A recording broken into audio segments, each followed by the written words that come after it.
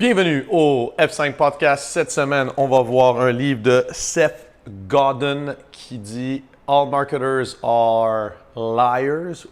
Puis après, c'est barré, puis c'est dit « All marketers tell stories ».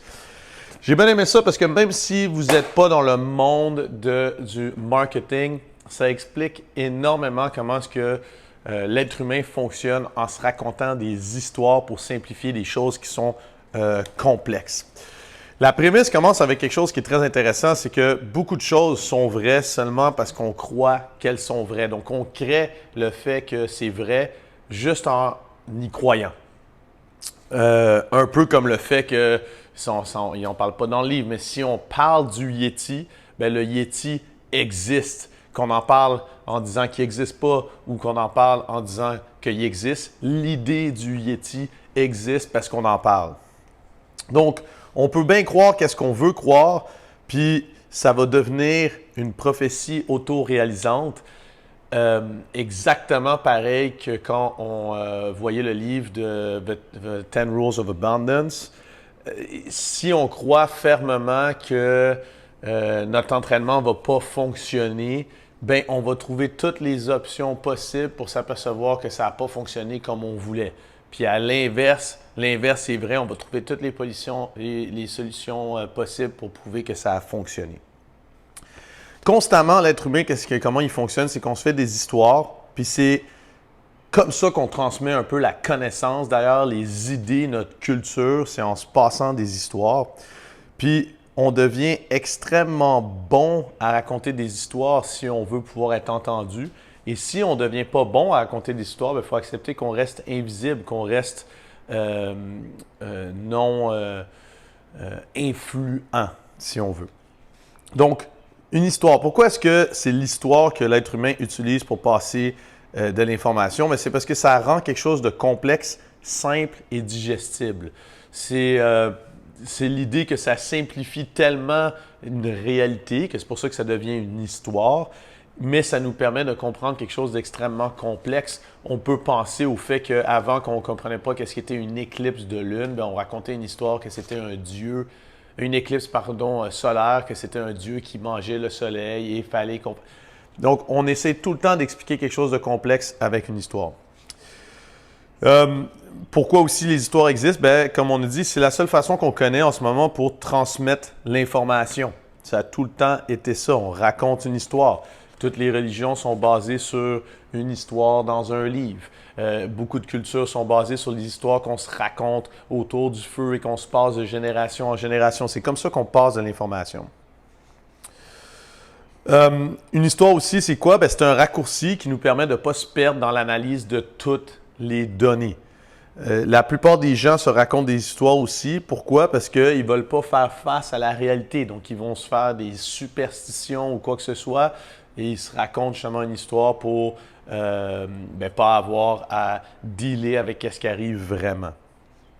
Une histoire, il faut savoir que c'est neutre. Ça peut embellir la vie de ceux qui l'écoutent ou qui y croient et ça peut avoir de sérieux effets négatifs aussi si c'est dans les mains de quelqu'un qui avait des mauvaises intentions.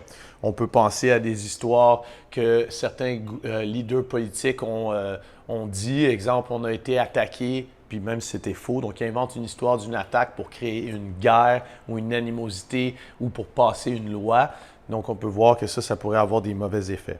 Un bon exemple, par contre, d'un bon effet, c'était Riedel, qui sont la marque de verre. Donc, c'est des gens qui ont tout le temps fait des verres, qui ont inventé l'histoire que le vin avait meilleur goût s'il était dans le bon verre. Et en créant cette histoire-là, en vivant leur propre mensonge, en ayant donc des verres spéciaux pour chaque type de vin, pour mieux que les arômes, peu importe, soient libérés, en eux le faisant dans leur vie de tous les jours, dans leur publicité, dans leurs histoires, dans leur communication avec les autres, bien, comme on s'attend à ce que le vin goûte bon, ça crée une expérience qu'on a le bon verre.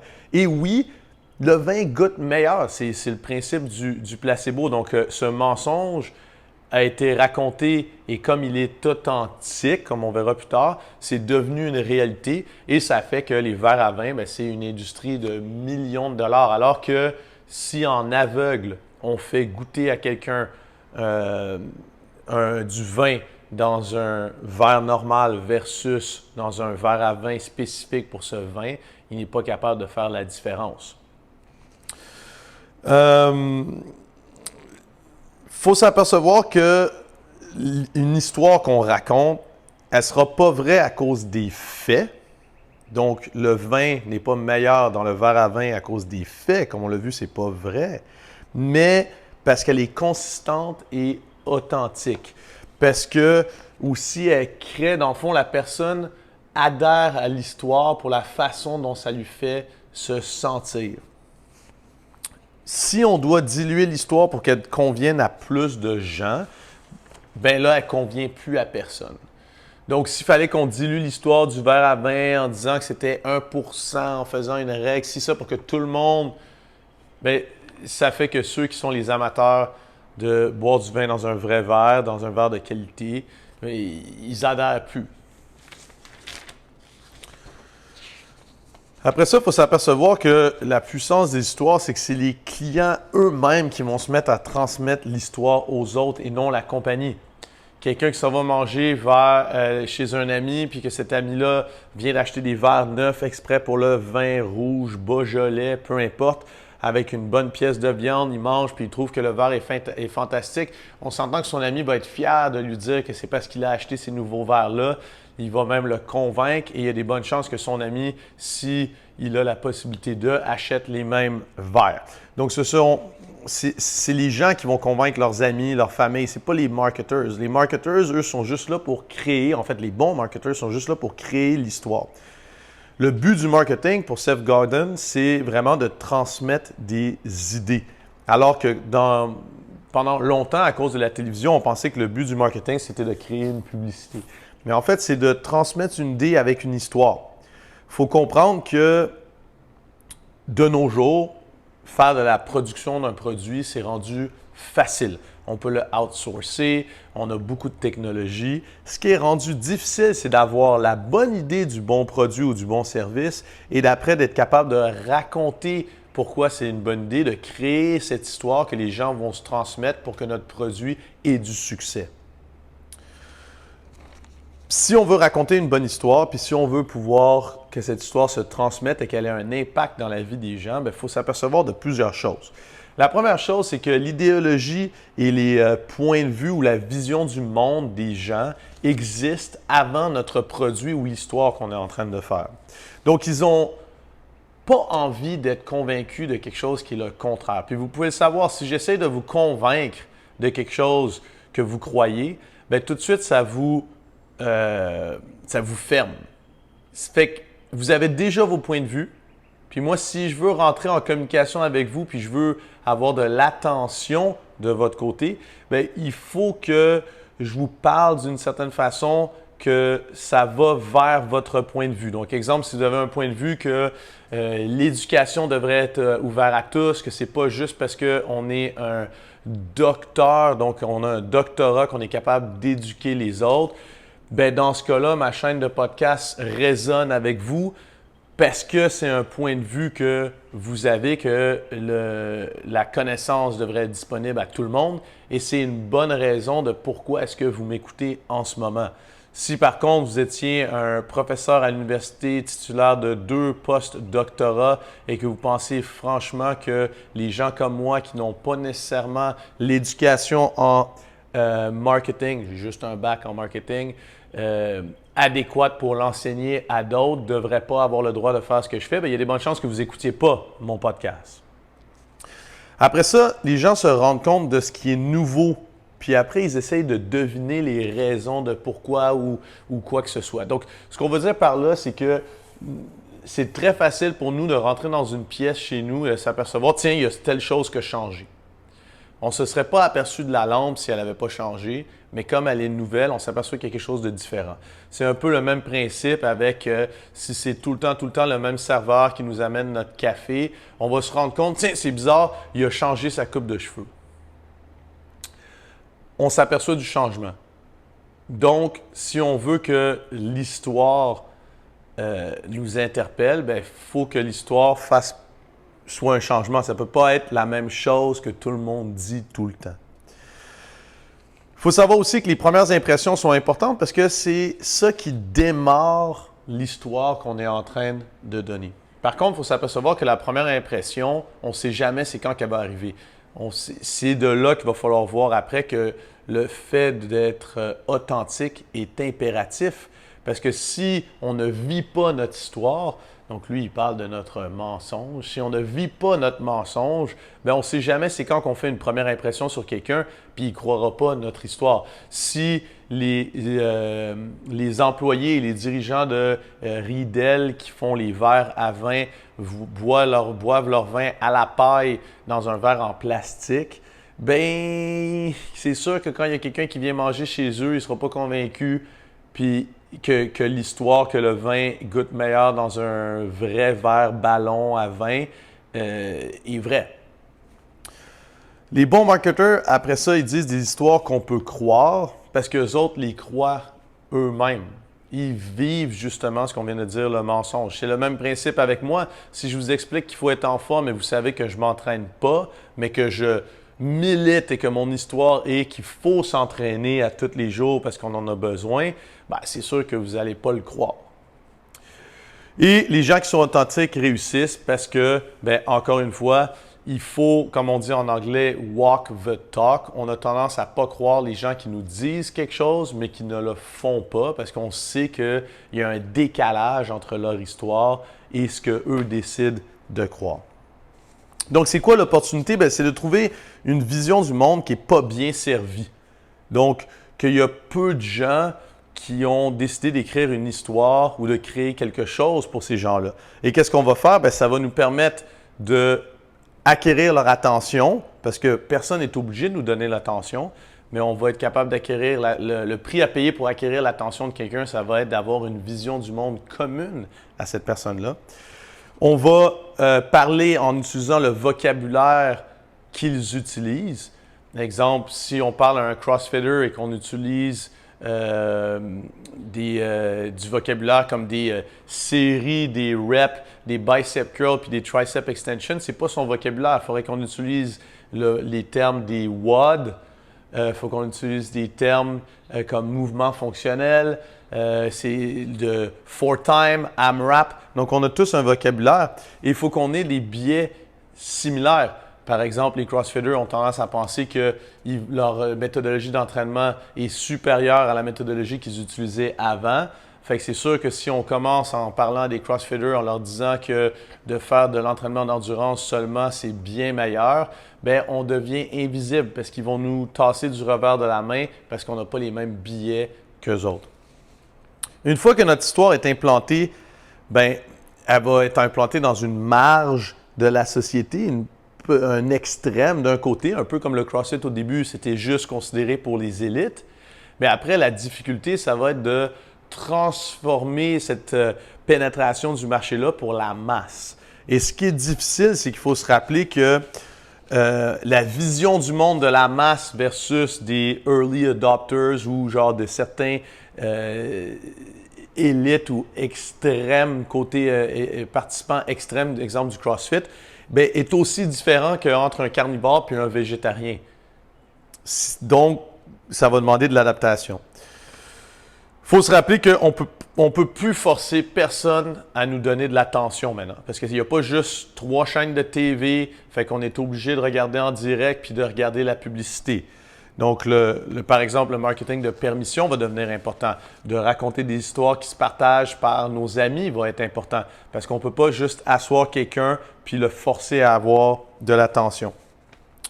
Forcer quelqu'un à changer son point de vue, c'est peine perdue. Ça va coûter des milliards et ça va prendre énormément de temps et ce n'est pas garanti qu'on arrive à changer son point de vue ou sa vision du monde. Ne pas utiliser le bon vocabulaire peut aussi être très problématique avec notre clientèle. Donc, chaque mot est important. En parlant de mots, quand on voyait Intellectual Self-Defense, on parlait d'euphémisme et là-dessus, c'est très important les mots qu'on va utiliser. Exemple, si je veux aider quelqu'un à trouver un emploi et que je transforme un peu les faits, il va falloir de son CV, il faut que je dise que j'embellis son CV. Si j'utilise un terme, je vais te faire mentir sur ton CV, même si c'est pas mal proche de la même chose, parce qu'on minimise ses faiblesses puis on maximise ses forces, ben, c'est sûr que j'aurais pas le même succès. Personne ne veut mentir. Si je veux faire louer mon nightclub, fait que mon bar à une compagnie, ben, il risque de ne pas vouloir louer le bar. Mais si j'appelle ça que c'est un espace party ou zone fun, ben, peut-être que là, je vais pouvoir le louer. Fait que utiliser des euphémismes va être vraiment important. Convaincre quelqu'un d'aller sur un comité versus faire partie de notre force de travail. C'est la même chose, sauf que les termes deviennent importants quand on veut essayer de rentrer dans un groupe de personnes qui ont un certain biais, une certaine vision du monde et un certain vocabulaire. Donc, notre vision du monde, notre point de vue, il faut savoir que c'est comme une lunette qu'on utilise pour prendre chacune de nos décisions, dans le fond. C'est nos biais qui sont connus ou non connus. C'est pas une communauté. C'est pas parce que j'aime pas les vendeurs de chars que je fais partie d'une communauté de gens qui n'aiment pas les vendeurs de chars. C'est juste ma vision des choses. Donc, une communauté, assez souvent, va avoir des visions du monde communes, mais c'est pas parce qu'on a cette vision du monde qu'on fait nécessairement partie d'une communauté.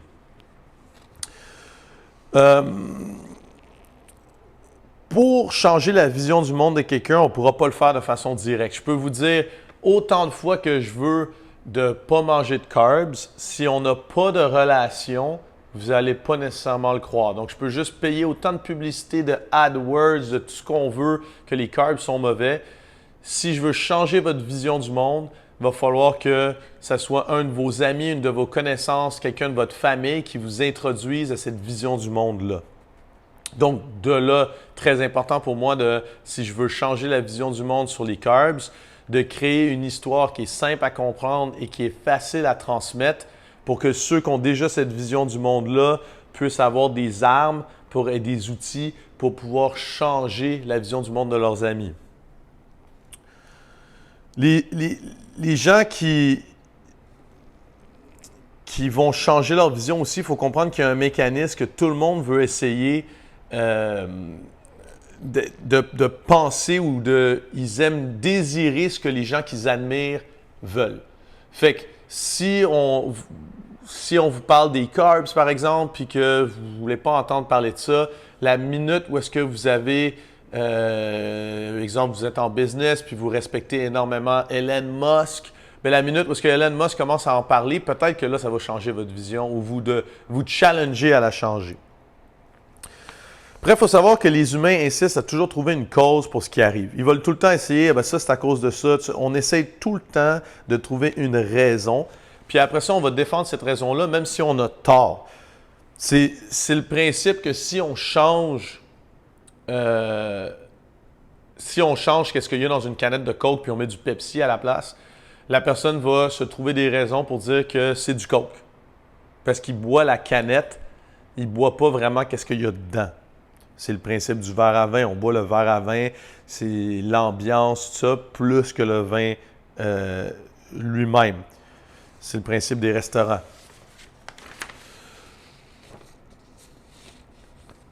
Comme on ne sait jamais, on l'a dit ça, que comment les gens prennent une décision, on a tendance à penser que les gens prennent des décisions éclairées avec le plus de données possible. Mais en fait, ça nous vient de nos ancêtres. On est très bon à prendre des décisions avec très peu de données et d'un coup, un snap decision qu'on dit en anglais. Pourquoi? Parce qu'avant qu'on se promenait dans la savane, si on tombait nez à nez avec un animal, il fallait qu'en un quart de seconde, on sache si c'est un animal gentil ou pas gentil, s'il y a un danger ou pas de danger. Puis que ce soit une bonne décision ou pas, il faut qu'on prenne une décision pour se sauver. Parce que si on analyse la situation puis que c'était un lion, ben on vient de mourir. Fait que ça nous vient de nos ancêtres, puis il faut savoir que c'est comme ça qu'on fonctionne. Donc, les gens ne prennent pas de décisions rationnelles tant que ça, et même si c'est un gros achat, ils décident très rapidement. Après ça, ils vont essayer de backer leur décision ou de justifier leur décision pour dire que c'était la bonne décision. Pareil que si on s'est sauvé d'un lion, j'ai bien fait, c'était un lion, mais peut-être que c'était juste un chat. Une superstition, dans le fond, c'est un mauvais jugement rapide, un mauvais snap judgment. Et le meilleur remède, ça va être d'avoir une interaction avec quelqu'un avec qui on a une certaine relation, qui nous explique et qui nous montre que la situation n'est pas comme on le pensait. Ce ne sera pas une publicité qui va nous faire changer. Il dit, c'est un peu pour ça qu'on achète des livres. On achète des livres parce que quelqu'un nous l'a recommandé. On achète le livre parce que la couverture nous a attirés. On n'a aucune idée de c'est quoi qu'il y a dedans. Pour savoir ce qu'il y a dedans, il faut l'acheter pour pouvoir le lire. Une automobile, c'est un peu le même principe. C'est pour ça que tout le monde veut des SUV parce qu'ils ont l'impression d'être en contrôle. Ils sont plus hauts sur la route. Ils ont l'impression d'avoir un meilleur statut social. Ils ont l'impression que ça fait de eux des gens sportifs parce qu'ils ont un 4x4 puis ils peuvent aller dans le outdoors. C'est pas vraiment pour les fonctionnalités de l'auto, à part certaines personnes, mais la plupart des gens, c'est plus pour comment est-ce qu'ils se sentent. C'est le même principe aussi que du succès des repas préparés dans les boîtes ou que tu peux le mettre dans une mijoteuse en 3 minutes puis ça fait comme si c'était un home cooked meal, comme si vous l'aviez cuisiné vous-même. Parce qu'il y a cette histoire qu'on pense que quelque chose qui est cuisiné nous-mêmes, c'est tout le temps meilleur que quelque chose qui a été acheté déjà tout fait. Donc, on joue sur le fait que si on achète quelque chose on a juste besoin de le mettre congelé dans la mijoteuse, qu'on le part, ben c'est comme un repas préfet. Sauf que quand on arrive à la maison, puis que ça sent bon, puis qu'on a comme ce sentiment qu'on a bien fait pour notre famille, on est un meilleur parent ou on est mieux pour nous autres. Fait qu'on joue là-dessus, sur cette histoire-là. Les gens ne croient pas les publicités ou ne croient plus les marketeurs. Donc, quand on dit c'est le meilleur, ben on s'attend à ce que la personne dise ça parce qu'elle est engagée par la compagnie puis il ne croit pas que c'est le meilleur. Donc, nos histoires, il ne faut pas qu'elles soient blunt de cette façon-là. Il ne faut pas qu'elles soient directes de cette façon-là. Achetez ça parce que c'est le meilleur, que ce soit vrai ou pas. Il faut qu'on démontre qu'on est les meilleurs d'une autre façon parce que le processus que le client va prendre pour se rendre compte qu'on est bon, c'est ça qui va faire qu'il va vouloir partager l'histoire avec d'autres en disant hey, « je les ai tous essayés, mais lui, c'est vraiment le meilleur ». Donc, pour lui, quand on raconte une histoire, c'est un mensonge parce qu'on simplifie quelque chose de complexe dans quelque chose de simple. Mais si on veut que ça devienne vrai, comme le verre à vin, ben il faut que ça soit authentique, il faut qu'on le vive nous-mêmes, il faut qu'on se le raconte puis qu'on se dise si je raconte l'histoire au complet à mon client, est-ce qu'il va être fâché après moi ou il va être heureux? Comme le verre à vin, il va avoir une meilleure soirée, il va avoir une meilleure ambiance puis il va en profiter plus. Parce que sinon, on tombe dans la fraude. Comme exemple, Nestlé, qui à un moment en Afrique avait fait du marketing pour dire que sa formule en poudre était meilleure que le lait maternel pour les enfants. Et pour finir, des milliers d'enfants sont morts parce qu'on prenait de l'eau qui était pas nécessairement potable pour le mélanger. On le coupait avec un petit peu plus d'eau aussi et ça faisait qu'on transmettait des maladies aux enfants. Et c'était une fausse histoire. Le lait maternel est meilleur que la formule. Donc ça, c'est une fraude. Puis quand on fait une fraude, bien, on s'en aperçoit vite, c'est clair. Mais comme il dit, il faut que les marketeurs se rendent compte qu'ils ont autant de responsabilités que les autres. Les gens qui ont dit cette fausse histoire-là devraient être persécutés de la même façon que si c'était quelqu'un qui était rentré et qui avait littéralement violenté des enfants. Ils ont une responsabilité. Il faut être authentique. Si eux n'auraient pas fait ça pour leurs enfants, ben alors ils ne peuvent pas demander ça aux autres, parce que sinon ils ne vivent pas leur histoire. Et c'est pour ça que là, ça devient même une fraude. Le but était juste de faire de l'argent. Donc, si c'est un mensonge qui est vrai, il va devenir vrai. Si c'est un mensonge qui est une fraude, ben ça ne durera jamais indéfiniment.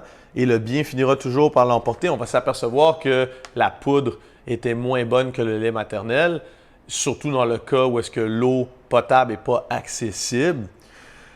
Bien, c'est pour ça qu'il faut prendre le pari d'être authentique. Il faut prendre le pari que sur le long terme, le bien gagnera tout le temps et donc on est mieux de dire la vraie chose. avant de transmettre l'histoire, dans le fond, il faut se la raconter, puis il faut savoir si nous, on serait content d'avoir cette histoire-là et ça améliorerait notre vie pour vrai. Pour que j'y porte attention, ben, il faut que oui, ça crée une controverse, ça c'est meilleur que telle chose, ou c'est un raccourci pour atteindre quelque chose de miraculeux, tout ça, mais il faut quand même que ça puisse être vrai et que si on vit le mensonge, ça devienne vrai. Fait que quand je vous dis, exemple, on est capable d'atteindre nos rêves au niveau physique en perdant du poids ou en atteignant des performances qu'on est capable, il faut que moi je le fasse, puis il faut que si vous le fassiez, ça devienne vrai quand même. Il faut que le mensonge puisse devenir réalité. Donc, les questions à se poser, c'est quelle vision du monde on veut interpeller, pardon. Fait que c'est quel groupe à qui on veut parler. Pour quel groupe on va faire notre histoire. Comment est-ce qu'on va cadrer notre histoire pour que la personne nous écoute? Quel médium, exemple, on va utiliser? C'est quelle histoire qui vaut la peine d'être connue? Quelle histoire on va sélectionner par rapport à notre produit, à notre service ou à notre vision du monde qu'on va vouloir transmettre? Comment est-ce que nous, on va vivre cette histoire? Puis quelle décision difficile on est prêt à prendre pour garder que cette histoire soit vraie? Si moi, je ne suis pas prêt à dire « je vais me lever tous les matins pour m'entraîner comme mes clients », ben mon histoire ne sera pas crédible, elle ne sera pas authentique. Quels sont les raccourcis qu'on va pouvoir donner à nos amis, à notre famille, à nos clients pour qu'ils puissent partager cette histoire-là? Est-ce que c'est parce qu'on fait un post Facebook qu'ils peuvent cliquer sur partager? Est-ce que c'est parce qu'on fait une journée d'essai? Est-ce que c'est parce qu'on a des coupons qu'ils peuvent donner? Est-ce que c'est parce que c'est un gym fermé, fait qu'il faut être invité par un membre, fait qu'il y a une certaine sélection qui se fait, puis on est honoré de se faire choisir?